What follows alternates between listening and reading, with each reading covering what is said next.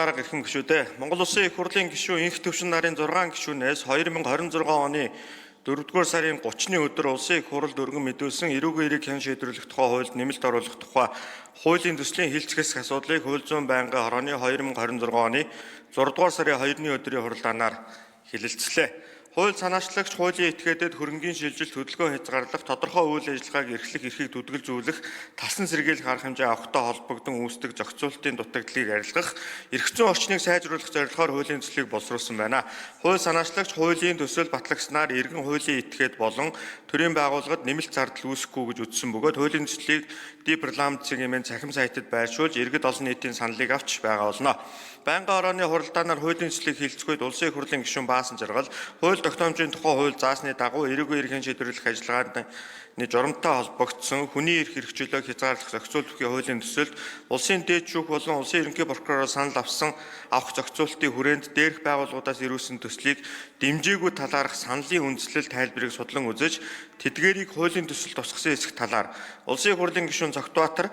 хууль тогтоомжийн тухай хууль заасны дагуу хүний эрхийн үндэсний комиссаас авсан санал авсан хэсэг талаар тус асуулт асууж хариулт авсан болно. Байнгын хорооны хуралдаанаар хуулийн төслийг хилцэх үед Улсын их хурлын гишүүн Сайн Зориг хууль тогтоомжийн тухай хууль заасны дагуу улсын дээд шүүх, улсын ерөнхий прокуророос авсан саналыг өргөн мэдүүлсэн хуулийн төсөлд тавсаргаж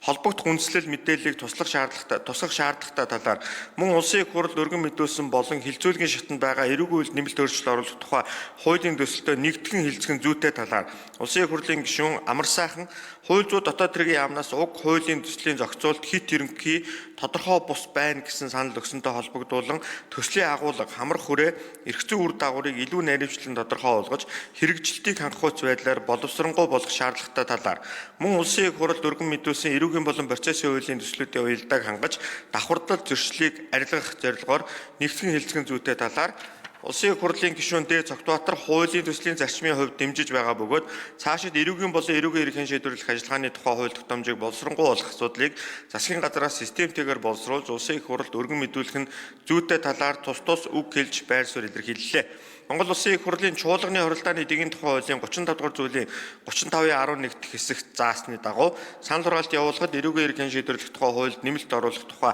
хуулийн төслийг үзэл баримтлалын өрөөнд хилцхийг байнгын хорооны хуралдаанд оролцсон гишүүдийн олонх буюу 66.7%-аар дэмжиж чуулганы нэгдсэн хуралдаанаар хилцүүлэх зүйтэй гэж үзлээ. Улсын их хурлын эрхэм гишүүдээ эрүүгийн эрх хэн шийдвэрлэх тухай хуульд нэмэлт оруулах тухай хуулийн төслийн хилцүүлгийг явуулсан талаарх хууль зүйн байнгын хорооны санал дүгнэлтийг хилцэн шийдвэрлэж өгөхийг та бүхнээс хүсье.